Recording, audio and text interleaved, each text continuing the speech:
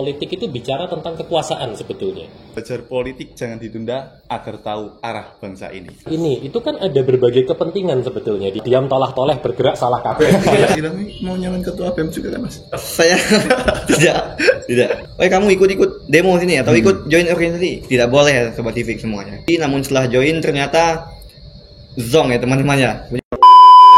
Assalamualaikum warahmatullahi wabarakatuh. Waalaikumsalam warahmatullahi wabarakatuh. Selamat sore rekan-rekan Sobat Civic yang saya cintai. Di sini saya bersama ada rekan saya Ilham dan ada bintang tamu kita yang di sini yang akan membersamai kita hingga nanti. Ada Bapak. Silakan Bapak. Pak Vicky. Sore. Ya. Terima kasih rekan-rekan semua. Sebelum kita masuk ke podcast ini, izinkan saya untuk pantun terlebih dahulu ya Mas. Silakan. Jalan pagi ke Taman Bunga, saya melihat burung terbang tinggi. Belajar politik jangan ditunda agar tahu arah bangsa ini. Fenomena akhir-akhir ini ya di negara kita, Indonesia tentunya, mulai dari isu Pilpres, ada isu Pilkada, ada yang merubah tentang peraturan undang-undang yang dinilai banyak dari orang itu menguntungkan kelompok tertentu Mas Ilham. Dan kemudian ada juga di sini selebgram atau artis-artis yang cenderung di tahun 2024 ini itu cukup ramai. ya. Dan melihat isu tersebut tentunya kami sebagai anak muda, sebagai mahasiswa sedikit tergelitik. Namun kami bingung harus menyertai dan menggiring isu tersebut itu di mana. Karena tentunya ada banyak dari teori-teori dan statement politisi yang bisa dengan mudah menggiring statement kami. Ya, mungkin oleh karena pembahasan tadi ya Pak, mungkin kami ini ingin ikut tergerak membawa isu-isu tersebut, ingin berdiskusi, namun kami ini masih cukup buta dengan politik ya Pak. Mungkin terutama karena lingkungan yang kurang tertarik dengan politik, kemudian ada banyaknya skeptis, jadi mengakibatkan kami pun ikut dalam lingkungan yang mungkin isu tersebut sangat berkaitan erat dengan pendidikan kewarganegaraan tentunya kan Pak. Kemudian tapi karena banyaknya anak yang skeptis, kemudian lingkungan yang tidak mendukung, kami juga ikut terjerumus gitu Pak mungkin. Takutnya begitu. Nah oleh karena itu kami dengan Danu ya, kemudian ada podcast kewarganegaraan yang diinisiasi oleh Jakkominfo dan Puskafik tentunya ya. Di podcast kewarganegaraan ini menghadirkan Pak Fikri ya sebagai ahli politik sini ya, dengan latar belakang sarjana Unair Ilmu Politik teman-teman, kemudian UGM S2 Ilmu Politik, kemudian masih ongoing di UGM juga ya Pak, Ilmu Politik juga. Kemudian juga sebagai komentator CNN di Jawa Timur tentunya teman-teman. Kita beri tepuk tangan bersama di sini Pak Fikri dari kita. Mungkin selamat sore Pak Fikri, bagaimana kabarnya? Alhamdulillah sehat-sehat, Sobat Civic. Sobat Civic, Sobat Civic semua. Nah mungkin karena melihat isu tadi, mungkin kami kembali ke pertanyaan awal ya Pak. Mungkin karena Bapak ahli politik, kami beranjak ke pertanyaan pertama. Apa latar belakang Pak Fikri ini sebenarnya menyukai politik ini ya Pak? Oke, jadi kalau kita bayangkan ya Sobat Civic, mungkin kalau pertanyaan yang paling sering muncul itu, kalau belajar politik untungnya apa? Oh iya, betul Pak. Nanti mau jadi apa kalau lulus dari ilmu politik gitu? Kebanyakan akan menjawab jadi caleg gitu. Kebanyakan akan jawab jadi calon bupati gitu. Ya nggak salah, tapi juga agak bener gitu ya. Jadi teman-teman sekalian, kenapa kok saya tertarik dengan ilmu politik? Sebetulnya awalnya saya itu justru tertarik dengan filsafat. Gitu. Rutenya agak panjang ini. Kalau cerita mungkin bisa sampai besok subuh gitu. Tapi long short story atau kita ringkas ceritanya gitu. Jadi awal dulu saya tertarik dengan filsafat, kemudian saya melihat kalau filsafat itu kira-kira yang paling dekat dengan kajian apa gitu. Kemudian saya lihat sejarah itu juga menarik gitu. Jadi saya suka dengan filsafat dan sejarah. Lalu ada ilmu politik ini. Dia muncul, ternyata ilmu politik itu bisa belajar dua-duanya. Seperti itu. Dan akhirnya itu yang membuat saya tertarik untuk mempelajari ilmu politik. Dan disitulah kemudian saya baru sadar, Sobat Civic yang saya hormati, jadi ternyata politik itu adalah fenomena yang tidak perlu menunggu kita duduk di kursi caleg dulu untuk tahu politik itu apa. Politik itu nggak perlu nunggu momen pemilu 5 tahun sekali. Politik itu sesederhana teman-teman malam ini mau makan apa sama keluarganya. Kok bisa? Pasti tanya gitu ya. Kok bisa? Kok sampai urusan makan malam segala gitu? Karena politik itu intinya adalah bagaimana kita itu bisa membuat orang lain terpengaruh dengan kehendak kita, meskipun orang itu nggak suka. Meskipun orang itu nggak sepakat sama kita, tapi kita bisa memaksa dia melakukan apa yang kita mau. Itu politik. Kalau secara lebih ringkasnya lagi nih, politik itu bicara tentang kekuasaan sebetulnya. Nah, misalnya nanti nih kita habis selesai podcast gitu ya, terus saya nyeletuk gini, mau makan apa nih teman-teman gitu. Ada yang bilang makan mie gacuan aja gitu, makan ayam geprek mas, makan pizza, makan ini. Itu kan ada berbagai kepentingan sebetulnya di antara kita itu. Namun kemudian ketika misalnya saya datang, sudah diputuskan kita makan pecel lele itu, buyarlah itu tadi pizza, buyar itu tadi ayam crispy, ayam geprek itu buyar. Kenapa? Karena saya bisa memaksakan kehendak saya ke teman-teman, kita harus makan lele, dan teman-teman nggak berani bantah itu. Itu artinya saya menggunakan kekuasaan untuk mempengaruhi teman-teman. Itu udah politik loh. Ternyata setelah saya belajar, ternyata politik itu ada di semua lini kehidupan ya, bahkan hal-hal yang sepele sekalipun. Nah ini yang kita sebut sebagai politik itu sebagai sebuah fenomena yang sehari-hari atau everyday politics kayak gitu. Itu yang membuat saya tertarik dan akhirnya memutuskan untuk tadi kalau disampaikan oleh host itu terjerembab ke sesuatu yang makin dipelajari makin asik seperti itu. Umur berapa Bapak mulai tertarik politik? Apakah dari SMP, SMA, ataupun dari waktu SD SMP itu mungkin kita belum tahu ya politik secara teori itu yang seperti apa sih gitu. Cuman saya tertariknya itu justru dibantu oleh tadi filsafat dan sejarah kayak gitu. Sejarah itu kan banyak cerita tentang orang-orang besar gitu ya. Ada mungkin teman-teman kalau masih ingat ada Napoleon, ada nama-nama seperti itu pemimpin-pemimpin dunia gitu ya. Mereka ini kok bisa ya jadi orang yang pengaruh dan warisannya itu sampai bisa kita rasakan hari ini gitu. Ini apa nih yang bisa membuat mereka begini? Ternyata setelah makin berkembangnya umur gitu ya, saya tertarik itu dari SD gitu ya. Kita dulu ada nih Sobat Civic, namanya seri Tokoh Dunia. Itu serial buku, itu isinya tentang tokoh-tokoh inspiratif dari seluruh dunia gitu, komik. Nah, nanti bisa googling ya Sobat Civic di rumah, seri Tokoh Dunia itu mungkin sekarang udah nggak terbit lagi gitu. Nah itu menginspirasi banget mas. Jadi kok bisa ya ada Julius Caesar kayak gitu di Roma dulu ya. Kemudian ada cerita-cerita tentang intrik-intrik dan lain sebagainya. Wah ini kok seru ya. Ternyata ketika SMA kelas 3, ketika saya disuruh untuk milih jurusan, waktu itu namanya SNPTN gitu ya. Saya lihat ada prodi politik, kok kayaknya cocok nih dengan apa yang selama ini saya baca dan saya dapatkan dari kecil gitu. Ternyata memang cocok. Lalu Pak, izin bertanya Pak terkait yang Bapak sampaikan tadi. Lalu menurut Bapak sendiri, mahasiswa itu bisa belajar politik itu di mana sih Pak? Apa hanya di lingkungan kampus saja Pak? Mahasiswa itu belajar politik sebetulnya tadi ya, begitu kita kemudian tahu kalau politik itu adalah sesuatu yang sehari-hari yang ada di sekitar kita, kita jadi terbuka, oh selama ini kita itu berpolitik ya ternyata gitu. Sesederhana tadi ya ilustrasinya itu kita milih makan malam itu ternyata sangat politis gitu ya. Atau sesederhana gimana kita bisa meminta teman kita untuk nebeng gitu ya.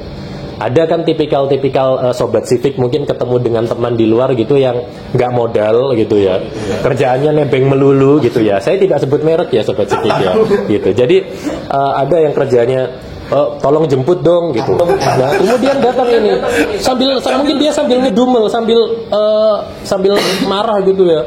Kamu ini kok gak modal gini-gini, tapi dia tetap datang kan. Nah ini kan kemampuan politik yang dipraktikkan dalam kehidupan sehari-hari gitu loh. Nah mungkin ketika kita sudah tahu bahwa politik itu adalah soal kekuasaan, saya rasa itu adalah awal yang baik bagi teman-teman mahasiswa untuk belajar politik gitu.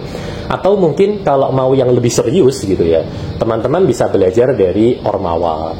Teman-teman bisa belajar bagaimana caranya mengelola teman-teman sekelas. Ini saya yakin Sobat Civic juga ada yang kalau ditunjuk jadi PJ kelas itu lempar-lemparan gitu kan ya. Itu adalah fenomena yang banyak terjadi gitu ya. Kamu aja gitu terus sampai balik lagi ke putaran pertama gitu kan. Nah, itu sebetulnya adalah praktek politik yang paling simple gitu ya. Bagaimana caranya kita mempertemukan karakter teman-teman yang bermacam-macam. Ya, ngumpulkan teman-teman untuk ayo besok kita futsal gitu kan. Itu kan susahnya bukan main gitu.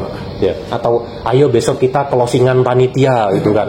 Ada yang datang, ada yang enggak. Nah, seni politik itu sebetulnya bisa dimulai dari ketika teman-teman mahasiswa itu bisa memahami bahwa karakter orang itu sangat beragam dan bagaimana kita mempertemukan kepentingan-kepentingan yang ada itu ke satu titik kesepakatan gitu. Jadi banyak caranya, dari jadi PJ kelas, dari kemudian gabung Ormawa, dari gabung BEM, Hima dan lain sebagainya. Itu menurut saya adalah channel yang baik bagi teman-teman kalau mau belajar politik di fase ketika menjadi mahasiswa seperti itu.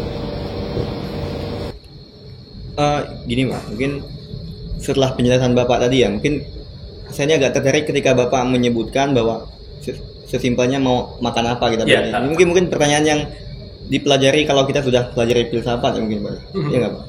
Kemudian saya bertanya ke hal yang benar-benar teknis nih Pak. Politik ini sebenarnya benar-benar ngaruh nggak? Misalnya ke makanan, kemudian ke ke lingkup-lingkup kehidupan kita sehari-hari gitu Pak. Mungkin dari kebijakan gitu kan Pak. Kemudian harga-harga barang-barang itu berpengaruh apa Pak politik untuk kita pelajari gitu bagi generasi muda? Oke, mungkin teman-teman sering lihat status WA atau ini ya, ada quote yang mengatakan buta yang paling buruk adalah buta politik gitu ya. Itu jadi status WA tengah malam gitu kan, teman-teman tongkrongan gitu kan, buta yang paling buruk, dan itu sering muncul ketika jelang-jelang pemilu biasanya gitu ya. Nah, saya sepakat dengan quote yang beredar banyak di Google ataupun di story Instagram atau story WA itu, bahwa teman-teman sekalian, politik itu tadi saya katakan dia itu ada dalam semua lini kehidupan kita. Apa sih keputusan-keputusan yang nggak dibuat di balik proses politik yang ada di legislatif misalnya?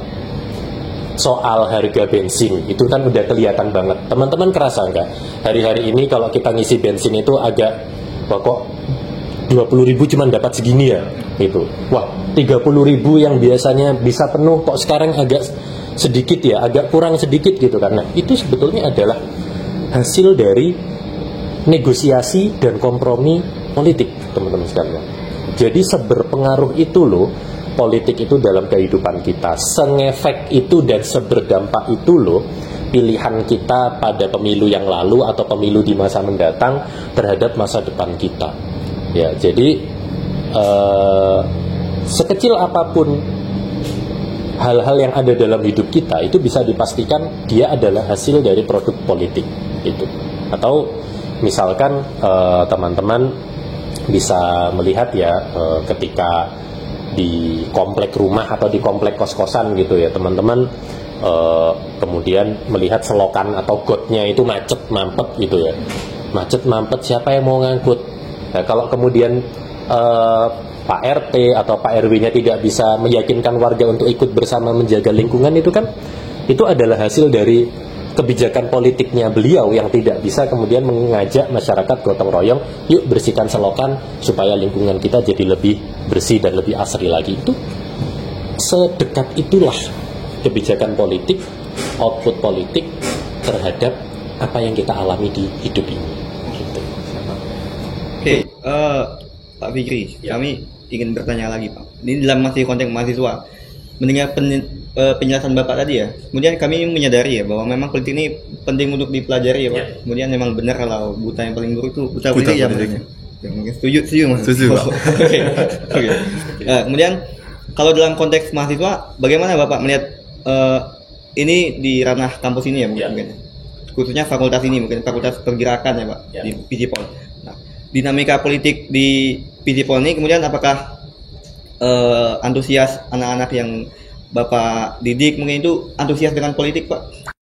Kalau kita lihat sebetulnya ketertarikan teman-teman mahasiswa pada politik itu setiap zaman ada orangnya gitu ya. Sering dengar kutipan itu ya Sobat Civic ya, apa setiap masa ada orangnya, setiap orang ada masanya, kira-kira begitu. Jadi memang kalau kita lihat zaman dulu gitu ya, zaman angkatan saya mungkin wah terasa tua banget saya gitu ya, enggak. Misalnya ketika angkatan 2010 begitu atau 2000 yang sebelumnya itu kan vibes pergerakannya sangat kental gitu ya, karena itu tidak bisa lepas dari konteks kita itu baru lepas dari reformasi ya kan. Reformasi itu euforianya, gegap gempitanya itu masih terasa sampai pada tahun 2010 2011 seperti itu. Nah, tetapi seiring berkembangnya zaman gitu ya, cara kita kemudian tertarik pada politik itu kan berbeda. Kalau kita lihat mungkin di Visipol ini, ketertarikan pada politik itu sudah tidak lagi dicerminkan lewat pergerakan yang harus turun ke jalan atau itu, enggak. Dan menurut saya ya tidak harus seperti itu ya ekspresi ketertarikan pada politik. Banyak cara yang menurut saya lebih soft dan lebih elegan seperti itu. Misalnya, teman-teman sekarang saya yakin nggak ada Sobat Civic yang nggak punya medsos gitu. Bohong banget kalau teman-teman bilang saya tidak punya medsos gitu ya. Kecuali teman-teman diet medsos biasanya di semester skripsi gitu ya. Udah hiatus dulu, hibernasi dulu gitu ya. Puasa medsos dulu gitu. Nah, teman-teman kan pasti akan terpapar info-info politik toh, kayak gitu. Minimal teman-teman follow akun-akun berita, dan berita itu ada berita politik. Dan teman-teman apakah nge-likes atau mungkin share ke via DM gitu ya. Tapi biasanya yang di-share via DM sama Sobat Civic itu kadang meme-meme gitu ya, meme-meme yang random gitu ya, nggak salah juga gitu ya. Bahkan sampai ada yang ngirim 10 meme dalam sehari gitu ya, meme-meme random gitu. Nah, menurut saya teman-teman sekarang itu kalau melihat mahasiswa terutama di Visipol ini ya, ketertarikan mereka itu lebih di dunia digital untuk mengikuti perkembangan politik. Saya sempat tanya di kelas gitu, kalian tertarik politik itu seperti apa sih bentuk ketertarikan kalian? Oh, ternyata ketertarikannya itu adalah dengan follow akun gitu ya, dengan kemudian berkomentar atau mungkin diskusi ringan. Teman-teman yang cowok terutama kan sering ya, jangan bohong, kalian pasti yang cowok terutama pernah diskusi burjo gitu ya, sampai jam 4 subuh gitu ya. Itu adalah perilaku anak cowok itu ya, jam 10 ngomongin soal asmaranya gitu ya. Terus nanti jam 12 itu beralih ke pembicaraan tentang situasi negara dan politik gitu. Nah, itu kan bentuk ketertarikan teman-teman mahasiswa terhadap politik itu kan sesimpel itu loh ternyata. Sambil makan mie sama telur, sambil minum kopi, sambil minum teh hangat ya gitu. Nanti menjelang jam 3 pagi gitu ceritanya tentang alien dan lain sebagainya. Pengalaman mistis gitu kan. Nah, seperti itu. Jadi menurut saya host yang luar biasa. Jadi sekarang ketertarikan mahasiswa Visipol itu diekspresikan dalam bentuk pembicaraan di media sosial dan juga pembicaraan yang sifatnya itu sangat-sangat ringan di warung kopi atau di angkringan gitu, dan itu tidak buruk juga menurut saya.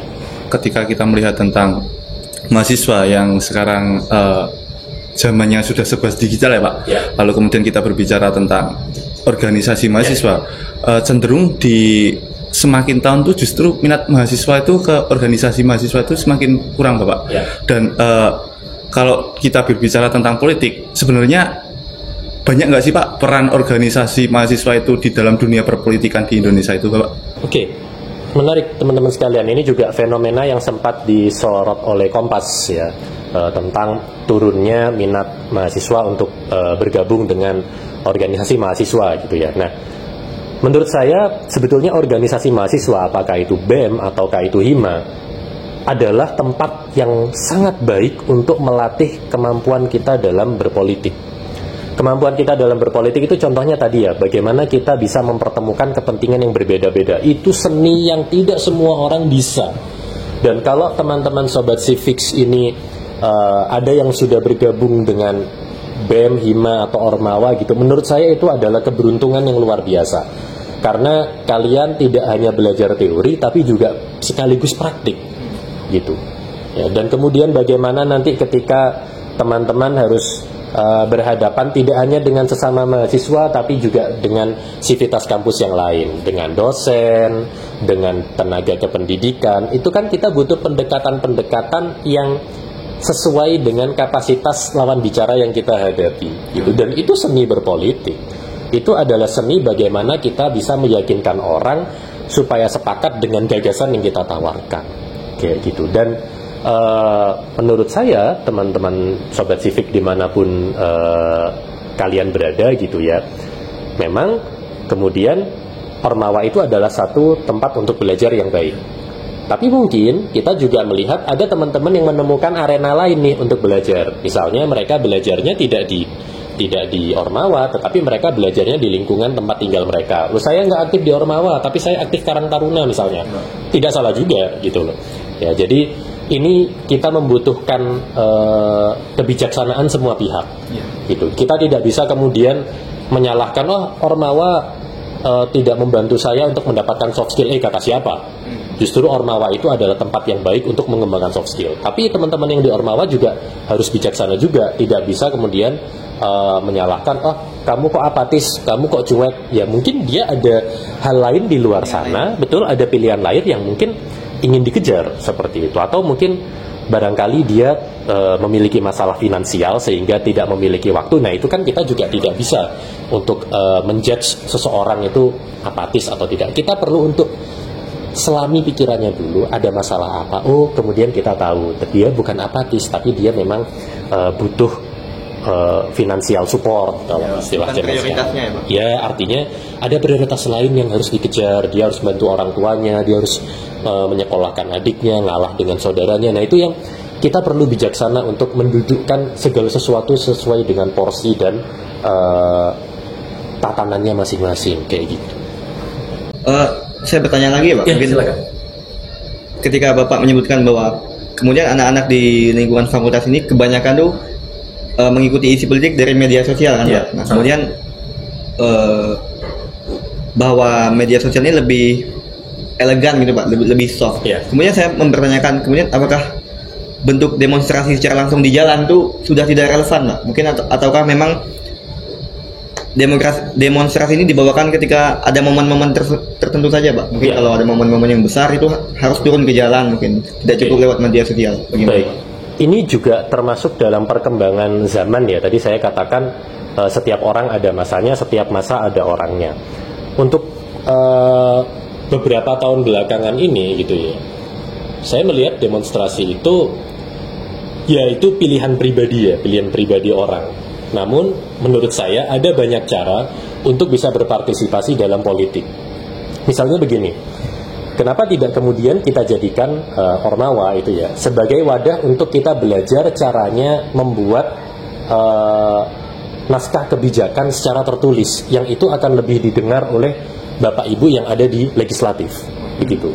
Teman-teman belajar bagaimana teknik beraudiensi, bagaimana caranya kita itu menyusun sebuah rekomendasi kebijakan.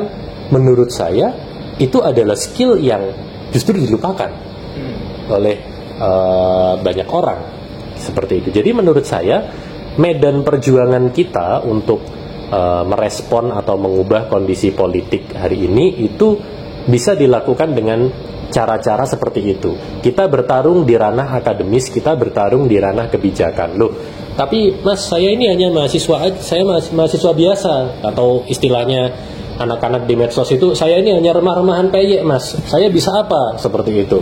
Ya, loh, bisa. Artinya kita gunakan BEM atau gunakan HIMA itu sebagai sarana, misalnya kita mengundang ahli gitu ya untuk training advokasi kebijakan menggunakan kebijakan tertulis, policy paper atau naskah akademik gitu. Menurut saya itu bukan hanya ilmu yang spesifik di jurusan kebijakan publik atau administrasi publik saja ya, tetapi teman-teman yang bergerak di Ormawa itu saya rasa perlu punya skill itu, paling enggak pernah ikut trainingnya supaya teman-teman bisa mengikuti proses musrembang kalau di desa gitu ya, atau teman-teman ikut dalam proses hearing. Pernah dengar kan proses hearing.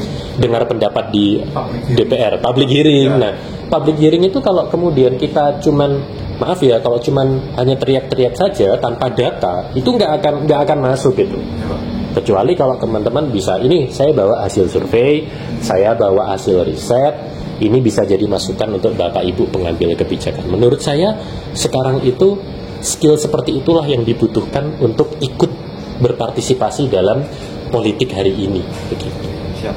Jadi kita nih berpartisipasi dalam tanda kutip di ranah akademik ya Pak? Ya, yang mungkin caranya lebih elegan, ya. Ngirim surat rekomendasi dan segala macamnya ya Pak? Betul. Oke, siap.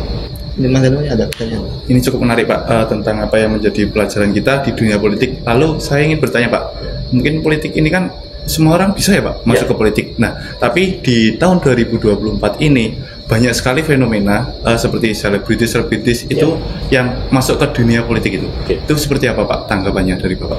Ya, sebetulnya kalau kita bicara selebritis itu berhak nggak sih untuk masuk ke politik praktis gitu ya? Kalau menurut host yang luar biasa ini gimana kira-kira? Karena politik itu adalah hak semua orang ya Pak. Jadi dengan kemampuan kapasitas mereka, ketika mereka mampu yakin bisa membawakan suaranya benar-benar dari rakyat Pak. Karena kan cenderung di apa ya Pak? Mohon maaf, di kursi DPR itu kan ada banyak sudut pandang Pak. Ya. Ada yang dari pendidikan, ada yang dari seni tari ataupun dari berbagai macam istilahnya latar belakang mereka. Itu tuh menurut saya seharusnya selebriti itu bisa membawakan buat kayak film, penayangan film, regulasi tentang film. Terus masih relevan sih Pak, menurut saya Pak. Oke, saya sepakat dengan poin itu. Artinya setiap orang itu punya hak, termasuk juga artis dan selebritis gitu ya. Dan mereka juga akan menyuarakan apa yang menjadi kompetensi mereka, dunia hiburan gitu kan. Teman-teman Sobat Civic pernah sempat mendengarkan isu kalau royalti lagu itu akan dikenakan kalau misalnya ditampilkan di publik gitu ya. Nah, itu kan buah pikiran dari teman-teman yang artis kemudian jadi anggota legislatif. Iya betul. Ya, gitu. Artinya mereka menyuarakan bidang yang mereka kuasai. Menurut saya tidak ada masalah. Tidak kemudian ketika kita lihat ada artis masuk gitu, wah ini pasti nggak punya kompetensi. Nggak boleh begitu. Tapi yang perlu untuk kita sadari juga adalah pemilih itu juga harus paham kapasitas orang-orang yang mereka pilih gitu. Tapi kan realitanya sekarang itu orang memilih karena keterkenalannya aja kan, karena popularitasnya. Gitu. Saya yakin teman-teman ketika buka surat isinya anggota DPRD itu, wah gitu kan gede gitu, koran gitu kan, ini fotonya kecil-kecil pilih siapa gitu. Saya yakin nggak ada yang kenal gitu kan. Nah kemudian ketika kita coblos kita lihat orang yang secara popularitas dia paling populer, wajar, itu ada teorinya tuh. Jadi ada kecenderungan kita itu memilih orang yang kita kenal memang, atau orang yang secara familiar itu sering kita lihat wajahnya. Itu wajar banget.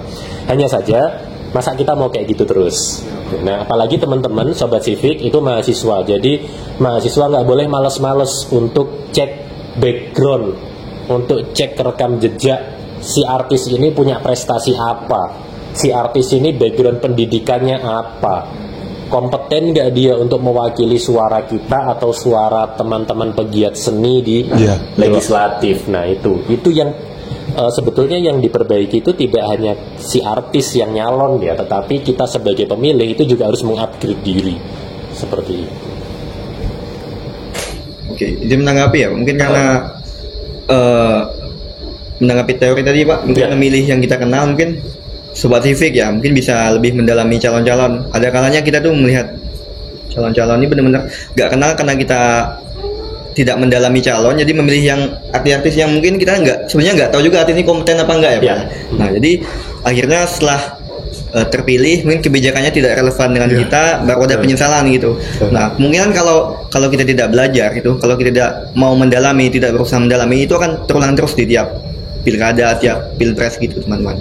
Nah jadi mulailah gitu belajar buat menyelami gitu ya, atau mempelajari politik gitu. Mungkin ada pertanyaan lain Mas Danu? Mungkin terkait dengan popularitas tadi ya Pak. Kan untuk menuju popularitas itu bagi seorang individu yang mungkin latar belakangnya dari rakyat biasa itu kan cukup susah ya Pak. Nah di sini justru saya ingin bertanya Pak, terkait saya tuh pernah baca Pak terkait biaya politik itu sangat mahal Pak. Apakah emang semahal itu Pak buat misalnya di sini teman-teman Sobat Civic yang ingin terjun ke politik itu Pak, itu seperti apa Bapak? Oke. Biaya politik itu adalah isu yang menarik Sobat Civic gitu ya, dan masih belum banyak dikaji di ranah akademik. Jadi menurut saya, teman-teman Sobat Civic, entah itu dari PKN atau dari ilmu hukum atau dari ilmu politik, menurut saya ini adalah panggilan gitu ya, panggilan bagi teman-teman untuk meneliti tentang pembiayaan politik gitu ya. Jadi menurut saya ini adalah pancingan yang dahsyat gitu ya. Itu kalau kata TV itu kan mantap mania mancing gitu ya. Oh kebalik ya, mancing mania mantap. Kebalik Pak. Kebalik ya. Gimik sekejap untuk mencairkan suasana Sobat Civic gitu ya. Kebalik Pak. Jadi teman-teman, kalau kita bicara biaya politik gitu ya, biaya politik itu memang di Indonesia itu adalah salah satu yang tertinggi. Kenapa? Karena Indonesia itu komponen untuk pembiayaan kita maju sebagai caleg aja nih, nggak usah caleg deh, calon kepala desa. Calon kepala desa butuh berapa? Iya Pak. Calon kepala desa itu gak cuma butuh 10 juta loh. Calon kepala desa itu ada harganya 500 juta, itu ada untuk maju gitu ya. Itu untuk desa aja yang tidak diusung oleh partai politik. Apalagi kalau kita punya mimpi ya, untuk maju ke kabupaten, ke tingkat kota, provinsi, apalagi nasional. Kan kita tidak mungkin tidak membiayai. Paling gampang itu adalah teman-teman punya tim sukses gitu ya, teman-teman punya jaringan pemenangan gitu ya, sampai ke tingkat kelurahan, sampai ke tingkat dusun gitu. Nah, paling tidak mereka butuh uang transport untuk membantu kita berkampanye gitu. Itu sudah biaya sendiri. Kita perlu memikirkan teman-teman alat peraga kampanye atau APK. APK itu kan sablon kaos, masa cuma sablon kaos satu gitu kan nggak mungkin. Otomatis sablon kaos itu minimal untuk tim suksesnya gitu kan, supaya terlihat solid, terlihat kompak. Itu juga butuh duit gitu, dan lain sebagainya. Belum kalau kita bicara rapat minimal konsumsi gitu. Masa kemudian rapat tidak ada konsumsinya kan? Apalagi budaya Indonesia itu sangat sensitif ya dengan hal-hal seperti itu, penghargaan kepada orang gitu kan. Nah seperti itu teman-teman. Jadi tidak salah juga, memang itulah fakta politiknya kalau pemilu di Indonesia itu termasuk salah satu yang berbiaya tinggi, sehingga teman-teman Sobat Civic yang tertarik untuk berkarir di parpol sebagai legislatif atau mungkin sebagai eksekutif ya, kalian perlu mempertimbangkan pembiayaan politik itu secara serius gitu. Kira-kira kalian akan mendapatkan sokongan dari mana, dan secara undang-undang nggak salah kok, karena undang-undang membolehkan kita menerima sumbangan ya, sumbangan yang itu sifatnya tidak mengikat. Teman-teman bisa cek peraturan KPU gitu ya. Itu yang kemudian menjadi basis. Hanya teman-teman perlu memperhatikan juga pembiayaan politik itu kenapa kok tidak boleh mengikat, karena kalau mengikat konsekuensinya adalah kita kemudian menjadi tidak setia pada konstituen atau masyarakat. Itu yang bahaya. Nah akhirnya politik balas budi itulah yang terjadi seperti itu. Ya, mungkin pertanyaan terakhir nih Pak. Ya, silakan. Puncak. Belakangan ini, mungkin di tahun-tahun belakangan nih, dari politisi maupun dari ini ya, apa influencer itu Pak, itu ramai menyuarakan anak muda ya Pak. Anak muda di lingkungan politik, ya anak muda ikut berpartisipasi lah gitu, jangan apatis. Oke lah, mungkin akhirnya di tahun 2024 nih banyak sekali anak muda yang join berpolitik ya Pak. Nah, namun setelah join ternyata ada problem lagi nih Pak. Nah, mungkin dinilai ini anak semuda ini tahu apa gitu mungkin. Anak semuda ini sebenarnya udah kompeten belum? Nah, jadi paradoks gitu Pak. Mungkin disuruh join biar aktif, kemudian biar ada regenerasinya, kemudian setelah join dibilang ini nggak kompeten ini. Mungkin bagaimana mungkin Bapak melihat fenomena itu? Ini maju kena mundur kenanya Gen Z ya. Bernafas pun salah gitu. Kasarnya begitu. Bernafas pun salah. Kita nggak bergerak dianggap kaum rebahan. Bergerak salah semua gitu ya. Kalau ada pepatah Jawa gitu ya bilang diam tolah toleh, bergerak salah kabeh. Kira-kira itu yang terjadi di Gen Z gitu ya. I know what you feel. Saya bisa memahami apa yang teman-teman rasakan gitu ya. Nah, menurut saya teman-teman Sobat Civic dimanapun kalian berada, jadi partisipasi dan ketertarikan katakanlah influencer, tadi ya sempat disinggung influencer, mereka yang masih berusia muda gitu ya, itu harus kita apresiasi. Kenapa? Artinya mereka masih punya kepedulian untuk ikut terlibat dalam pembangunan politik, dalam proses politik gitu. Walaupun seharusnya gitu ya, anak muda itu juga perlu untuk membekali diri dan kompetensi gitu ya, sebelum mereka betul-betul terpilih sebagai anggota legislatif atau eksekutif gitu.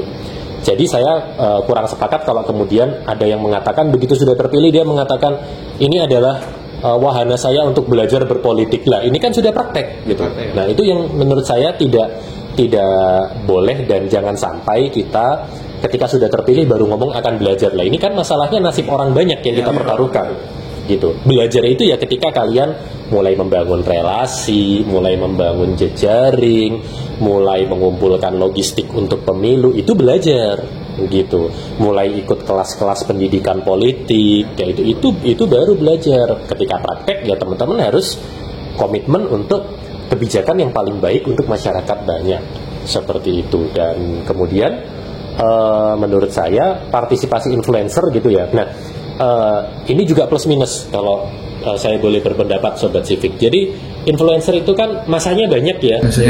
Masanya banyak, bahkan ada sampai pengikut setia. Kalau kita tidak setuju dengan apa yang disampaikan influencer gitu, sobat-sobat para fansnya ini datang menyerang komentar kita gitu ya. Wah itu yang jadi rame itu kan kalau sudah mengerahkan followernya seperti itu. Nah itu plus minusnya adalah selebgram atau influencer, sepanjang dia punya kompetensi dan sepanjang dia punya komitmen untuk mengabdi kepada masyarakat dan publik, it's okay, tidak masalah. Tetapi kalau dia hanya mengandalkan popularitas saja, saya punya follower nih 1 juta orang, saya sudah punya verified account gitu. Ya verified account sekarang centang biru bisa beli kan? Nah itu yang jadi problem di situ. Nah ini yang kemudian perlu untuk kita amati, mana yang betul-betul mengabdikan diri, mana yang sekedar aji mumpung. Untuk ada kesempatan ya? Ada kesempatan, mumpung saya populer nih, saya nyalon aja gitu. Nah itu memang strategi politiknya boleh, tetapi kita perlu pertanyakan komitmennya ini ada apa enggak gitu. Kalau satu lagu untuk Gen Z gitu kan ya, Gen Z yang tadi serba salah gitu ya, nggak berpartisipasi dibilang cuek, berpartisipasi dibilang sudah kompeten apa belum gitu ya. Anak sekecil itu berkelahi dengan pemilu. Gitu. Oke. Jadi sebenarnya tidak masalah bagi anak muda untuk join ya Pak. No problem, tidak ada masalah. Yang jadi masalah tuh ketika mereka bergabung tuh baru belajar di situ ya Pak. Iya. Baru belajar pas join. Jadi benar-benar tidak mewakili, hanya maksudnya apa ya, kayak mendengarkan ocehan masyarakat, terus ini nih kewakili nih ocehannya, tapi benar-benar tidak belajar dari situ Pak. Itu yang salah mungkin. Kalau mau nyalon tuh membekali diri ya. Harus itu. Karena kepentingan masyarakat banyak di hadapan kalian Sobat Civic yang mau nyalon ya. Mungkin Mas Ilham mau nyalon ketua BEM juga kan Mas? Saya tidak. Saya belajar teori saja. Mas. Oke, teman-teman semua, mungkin saya simpulkan ya pada podcast kita kali ini bersama Pak Fikri yang luar biasa. Kemudian Pak Fikri ini belajar politik ini sudah cukup lama ya Pak, mungkin S1, S2, S3 politik, ongoing ya S3-nya Pak, ongoing. Kemudian sudah memahami teori-teorinya. Kemudian kami pun mempelajari, mungkin awalnya yang bikin saya tertarik untuk dikulik sebenarnya Pak. Mungkin tidak banyak waktu ya. Cuman tapi ada hubungannya erat mungkin dari filsafat ke politik ya Pak. Mungkin. Kemudian dari sejarah juga berkaitan erat, sehingga kalau kita mempelajari filsafat politik dan politik juga itu juga bisa apa ya, kayak mendalami politik itu lebih gampang kalau kita memahami sejarahnya gitu. Nah, kemudian ada pula fenomena di mana mahasiswa di sini di lingkungan kampus yang kemudian apatis terhadap politik, dan kemudian setelah kita berbincang-bincang ternyata belum tentu apatis ya Pak. Ada kepentingan lainnya mungkin yang diwakili oleh dia, sehingga kita tidak bisa memaksakan, kamu ikut demo sini atau ikut join organisasi. Tidak boleh ya Sobat Civic semuanya. Kemudian ada lagi teman-teman semua, isu tentang pemuda yang diharapkan masyarakat tuh berpartisipasi sebagai regenerasi, namun setelah join ternyata zonk ya teman-teman ya. Kemudian apa yang menyebabkan zonk karena dia tidak membekali diri gitu. Mungkin ada tambahan dari Mas Danu. Terima kasih atas Mas Ilham, atas Pak Vicky. Perbincangan hari ini tidak kerasa ya. Ternyata perbincangan kita sudah cukup lama saking kita ya Pak, saking kita asiknya ngobrol. Yeah. Mungkin di podcast Warganegaraan kali ini terima kasih buat Sobat Civic, tetap nantikan podcast Warganegaraan.